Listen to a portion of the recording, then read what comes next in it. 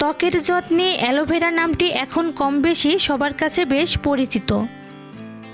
বিশেষ করে তরুণীদের কাছে এটি বেশ প্রিয় হয়ে উঠেছে। কাটা ও জেলিযুক্ত এই উদ্ভিদটি প্রাচীনকাল থেকে ওষুধ হিসেবে ব্যবহার হয়ে এলেও ইদানিং রূপচর্চায় গুরুত্ব পেয়েছে অধিক। কিন্তু দেশে এর চাষ অহরহ দেখা যায় না। অ্যালোভেরা নামটি পরিচিত হলেও এর চাষ সম্পর্কে চাষিরা তেমন অভিজ্ঞ নয় বলেই হয়তো চাষ হয় না। তবে যশোর অঞ্চলে বৈচিত্র্যময় কৃষিতে এই অ্যালোভেরার চাষ বেশ জনপ্রিয় হয়ে উঠেছে।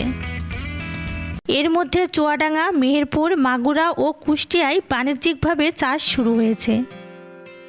অ্যালোভেরার চাষ বেশ সহজ, খরচও তুলনামূলক কম। পাতা থেকে এর গাছ হয়। তাছাড়া খুব বেশি যত্নের প্রয়োজন হয় না। চিরসবুজ এই উদ্ভিদ উষ্ণ আবহাওয়া অঞ্চলে ঝোপ বা গুচ্ছ আকারে জন্মায়। এর পাতা 3 থেকে 4 ফুট পর্যন্ত লম্বা হয়। এ পাতার ভিতরে অবস্থিত জেলি অংশটুকু ব্যবহার করা হয়।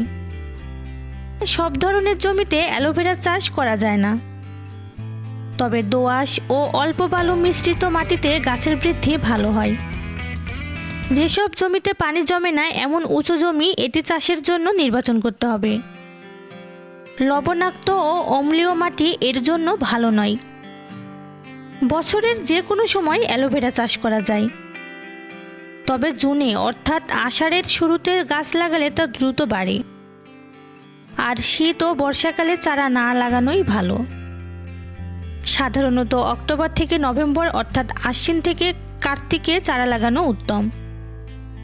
জমি প্রথমে ভালোভাবে পরিষ্কার করে চাষ দিতে হবে। চাষের সময় গোবর মাটির সঙ্গে মিশিয়ে দিতে পারলে বেশ ভালো হয়। অনেকেই ছাই ব্যবহার করেন। চাষ হয়ে গেলে জমিতে বেড তৈরি করতে হবে। বেড হবে 1.5 থেকে 2.25 মিটার চওড়া। প্রতি 2 বেডের মাঝে 40 থেকে 50 সেন্টিমিটার নালা রাখতে হবে। যেহেতু এর পাতা থেকে গাছ হয় সেহেতু বেডে এর পাতা রেখে চাষ করা যেতে পারে। সারি থেকে সারির দূরত্ব 7 ইঞ্চি ও প্রতি সারিতে 6 ইঞ্চি পরপর চারা লাগাতে হবে। 1 বিঘা জমিতে প্রায় 3000 গাছ লাগানো যায়। বাণিজ্যিকভাবে করতে চাইলে চারা লাগানো উত্তম। চারা লাগিয়ে পাতা তোলার জন্য 6 মাস অপেক্ষা করতে হয়। তবে 3 মাসের মাথায় পাতা কেটে বিক্রি করা যায়। একটি গাছ থেকে প্রায় 50টি পাতা তোলা যায়। দীর্ঘদিন জমিতে থাকার পর গাছের গোড়া যখন লম্বা হয়ে যায় ও গাছ যখন খাড়া হতে পারে না, তখন গাছ কেটে 2 থেকে 3টি পাতা বাদ দিয়ে সেসব গাছ আবার জমিতে লাগানো যায়। লাগানো গাছ যেন সুস্থ সবল হয় সেদিকে লক্ষ্য রাখতে হবে। অ্যালোভেরা চাষে সাধারণত কোনো রাসায়নিক সার ব্যবহার করা হয় না।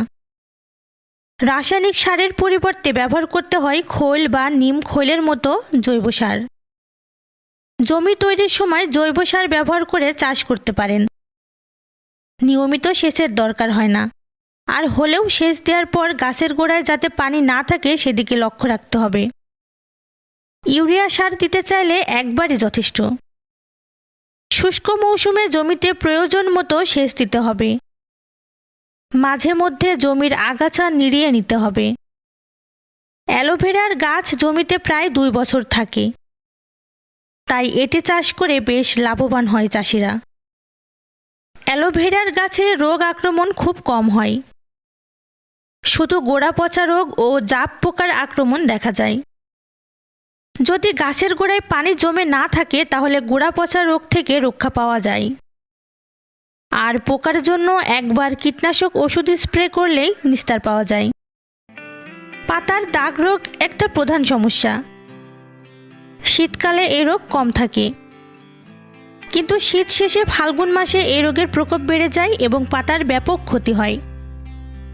এই রোগের আক্রমণে পাতার অগ্রভাগে আলপিনের মাথার মতো ক্ষুদ্র 1 বিন্দুর মতো দাগ পড়ে। সেখান থেকে আঠার মতো কষ বের হয়। ওই আঠা শুকিয়ে বাদামি দাগের সৃষ্টি করে। এভাবে আক্রান্ত গাছের পাতায় ধীরে ধীরে দাগ বড় হতে থাকে ও দাগের সংখ্যাও বাড়তে থাকে। 15 দিন পর পর চুন পানিতে গুলিয়ে স্প্রে করে নিলে ভালো ফল পাওয়া যায়। চারা লাগানোর 2 থেকে 3 মাস পর থেকেই গাছের পাতা তোলা শুরু করা যায়। একটি গাছ থেকে 60 থেকে 70টি পাতা বিক্রি করা যায় এবং সারা বছর জুড়ে এর থেকে নতুন নতুন পাতা জন্মায়। বছরে 9 থেকে 10 মাস পাতা তোলা যায়। শীতকালে পাতা তোলা বন্ধ থাকে। সাধারণত প্রতি 15 দিনে একটি পাতা বের হয়। সঠিক পদ্ধতিতে ঘৃতকুমারী বা অ্যালোভেরা চাষ করে দেশের চাহিদা মিটিয়ে বিদেশেও রপ্তানি করে বৈদেশিক মুদ্রা অর্জন করা সম্ভব।